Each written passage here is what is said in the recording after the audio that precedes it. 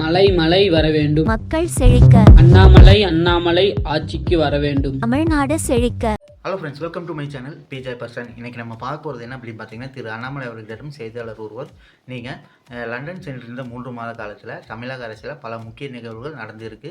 குறிப்பாக துணை முதல்வராக உதயநிதி ஸ்டாலின் பொறுப்பேற்றிருக்காரு.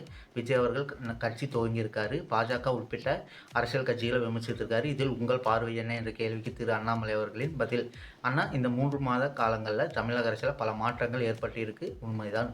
ஒரு மிகப்பெரிய நடிகர் தான் இருக்கக்கூடிய உச்சத்தில் இருக்கக்கூடிய இடத்திலிருந்து அரசியலுக்குள்ளே காலடி வைக்க வேண்டும் என்று நடிகர் விஜய் அவர்கள் வந்திருக்காங்க.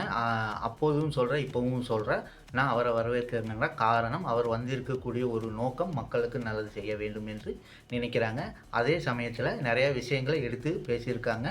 வருகின்ற காலங்களில் எப்பொழுதெல்லாம் அதை பற்றி பேச முடியுமோ பேச வேண்டுமோ நான் பேசுகிறேங்கன்னா, முதல் மாநாட்டில் நிறைய விஷயங்களை வச்சுருக்காங்க.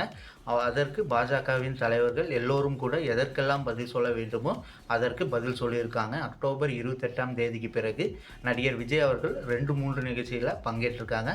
அவர் ஆக்டிவ் பாலிடிக்ஸ்க்கு வரும்பொழுது அவருடைய கருத்துக்களை வைக்கும்போது பாரதிய ஜனதா கட்சியும் கருத்துக்களை வைக்கும், மக்கள் முன்னாடி வைப்போங்கன்னா, அதனால் நிச்சயமாக அவரை வரவேற்கிறங்கன்னா, மக்களுக்கு one more opportunity, one more சான்ஸுங்கன்னா, அதனால் அடுத்த 2 ஆண்டு காலம் எப்படி இருக்கும் என்பதை தமிழக மக்கள் தீர்மானிக்க போகிறாங்க, நிர்ணயிக்க போகிறாங்க.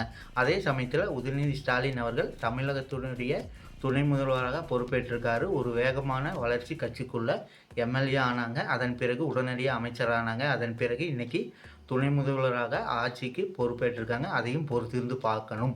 ஏன்னா பாரதிய ஜனதா கட்சி தொடர்ந்து வைக்கக்கூடிய குற்றச்சாட்டு, திராவிட கட்சிகள், குறிப்பாக திராவிட முன்னேற்றக் கழகம் ஒரு குடும்பத்தை சார்ந்து இருக்கு. வெளியே இருந்து வரக்கூடிய டேலண்ட் குறைந்து கொண்டு இருக்கிறது.